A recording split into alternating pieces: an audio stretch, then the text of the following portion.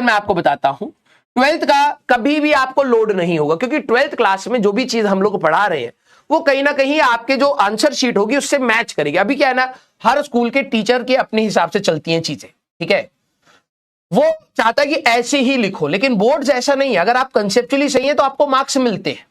हाँ, ये स्कूल में और बोर्ड्स में थोड़ा सा अंतर हो जाता है। 11वीं क्लास थोड़ा सा इसलिए कठिन होता है, आपको जो चीजें बताई जाएंगी, अगर आप कोचिंग वाली चीजें भी अगर अपने बोर्ड्स में लिख करके आ जाते हो और ढंग से लिख देते हो, आपको मार्क्स मिल जाएंगे, क्योंकि वहां पर स्टेप मार्किंग होती है और आप कंसेप्चुअली सही होने चाहिए।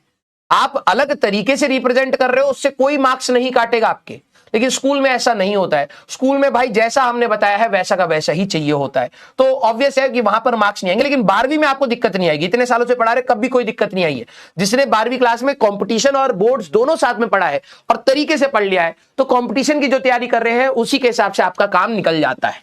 यस, हाँ। अच्छा, मैं एक और चीज आपको बता देता हूं, फिजिक्स, केमिस्ट्री और बायो जब आप 12वीं क्लास की पढ़ेंगे, ठीक है, तो 12वीं क्लास का फिजिक्स का पेपर इट्स वेरी टफ। आप जेईई मेंस, नीट और बोर्ड्स, मतलब बोर्ड्स इनसे ऊपर मिलेगा आपको, तो आपको अच्छे लेवल की तैयारी करनी पड़ेगी। अब आप वहां पर एक्सक्यूज नहीं बना सकते कि सर ये हमारे लिए इंपॉर्टेंट है या नहीं है। आपको जो पढ़ाया जा रहा है वो इंपॉर्टेंट ही होगा।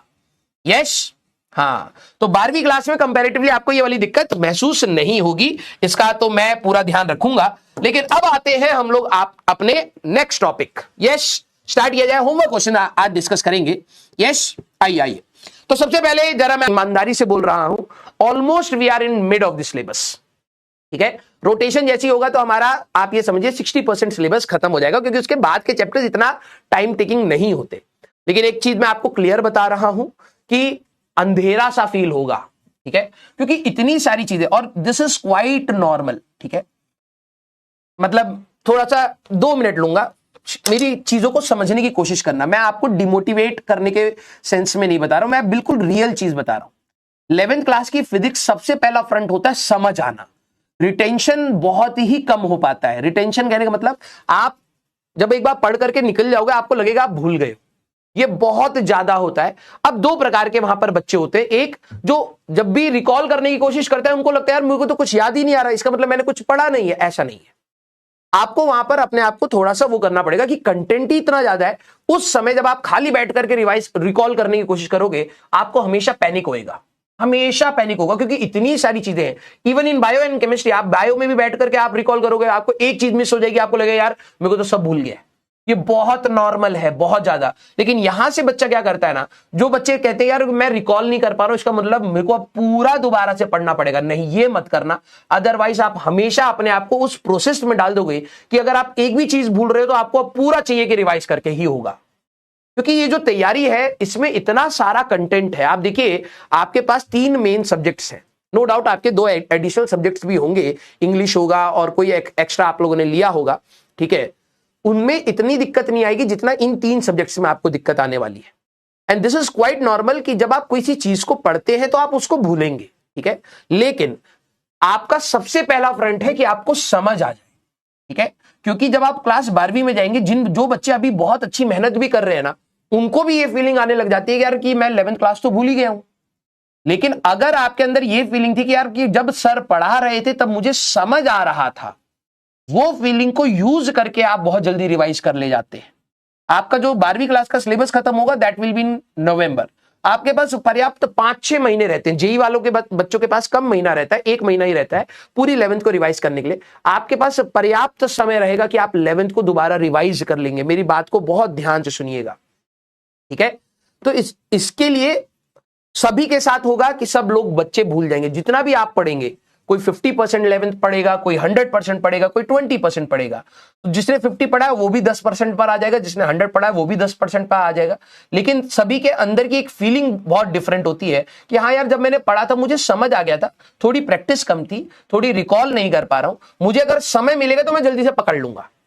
अब जिसने पढ़ा ही नहीं है, 12वीं के नवंबर के बाद, मैं दिसंबर की बात करूंगा, उस समय आप 2 टाइप के थॉट प्रोसेस दिमाग में आने लगते हैं यार कि मेरे को पहले समझना पड़ेगा, फिर रिटेंशन वाला इशू तो जो है ही है। लेकिन जिसने समझ लिया है, एटलीस्ट भूलोगे तो हो, ये मान लेना मेरी बात, स्ट्रेस मत लेना इस बात का कि सर मैं अभी सोचता हूं ना तो मेरे को काइनेमेटिक्स याद नहीं आता। This is quite normal, quite normal. जब आपके पास पर्याप्त समय होगा रिवाइज करने का, एटलीस्ट समझ रखा है तो आप जल्दी से जल्दी रिटेन कर लोगे। तो कोशिश ये हमें करनी है कि हर चीज को आराम आराम से समझा जाए। स्कूल में क्या होता है, एक गलत बात है ये कि बहुत जल्दी जल्दी सिलेबस कराया जा रहा होता है, और 11th का सिलेबस इतना डीप और इतना मतलब मैच्योर्ड कंटेंट होता है कि अगर आप तेजी से निकालोगे ना तो ऑब्वियस सी बात है दिमाग में चीजें एब्जॉर्ब ही नहीं हो पाएंगी। रिटेन तो दूर की बात है, आप समझ ही नहीं पाओगे उसको, और जल्दी जल्दी के चक्कर में आप ना रिकॉल कर पा रहे होगे, ना वो हो पा रहा होगा, लर्निंग हो पा रही होगी। सबसे पहला फ्रंट है कि आप लर्न करें। जब आपका 11th क्लास खत्म हो जाएगा तब भी आपको अप्रोक्सीमेटली 1-1.5 महीना मिलेगा, ठीक है। तो मैं आपको एक चीज और बता रहा हूं, अभी जो मैं लक्ष्य जेई का 11th क्लास का रिवीजन कराऊंगा, अभी भी कुछ बच्चे कुछ बटन दबा रहे हैं, ठीक है। प्लीज एक मिनट शांत हो जाओ बेटा। आपको मैं RJ special batch, although JEE का बैच है, उसमें इरोडोव के सॉल्यूशंस है, ठीक है, उसमें एक रिवीजन का पूरा 11th क्लास का रिवीजन का पूरा वो मैं दूंगा, ठीक है। उसका मेन पर, क्योंकि अभी मैं इतना पैक्ड हूं, मैं अभी रिवीजन लेक्चर्स नहीं दे पा रहा हूं, लेकिन मेरे को है कि देना है और मैंने प्लान कर रखा है, मैं इसलिए कभी बोला नहीं। कई बच्चे बीच में बोलते हैं सर रिवीजन लेक्चर दे दो, रिवीजन लेक्चर दे दो, मिलेगा अब, ठीक है। यस, 9A/2 कैसे आया बेटा? बेटा धरती जब खोदी गई थी तब देखा गया हड़प्पन सिविलाइजेशन होता, बताया है ना आपको। तो हड़प्पन सिविलाइजेशन में कंकाल के पास ना एक पर्ची पड़ा हुआ था। हम कहे कि भैया देखा जाए पर्ची में क्या लिखा है। तो उन्होंने बोला कि पीडब्ल्यू में एक टीचर है, जब वो क्वेश्चन नंबर 10 पढ़ाएगा तो उसमें एक पार्ट में 9A/2 लिख दीजिएगा। तो अब हम कहे कि भैया ये हड्डी कंकाल भैया भूत पिशाच का वो होता है, सिग्नल होता है, अब बोला गया तो मानना पड़ेगा। तो अब हम तो डर गए जी, हम बता रहे हैं, हम तो डर गए। अब हमको लगा कि रात को भूत आएगा सपने में, तो हम लिख दिए हैं जी। अब लॉजिक वाजिक कुछ नहीं है इसमें, हड़प्पन सिविलाइजेशन से पता लगा था ये कहता है। क्लियर? तुम्हें ऐसे ही जवाब मिलेंगे, ठीक है, क्योंकि जब लॉजिक से समझा रहा था तो समझ नहीं आया था, तो यही है। हाँ, ठीक है। This is the complete logic for you.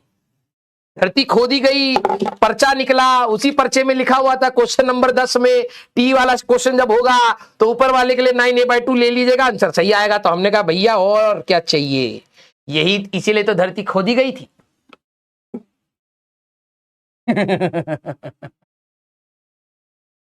भाई लेक्चर को ध्यान से सुनो। कुछ बच्चे ना नया चैप्टर देख करके भाई साहब जुड़ गए लीच के जैसे।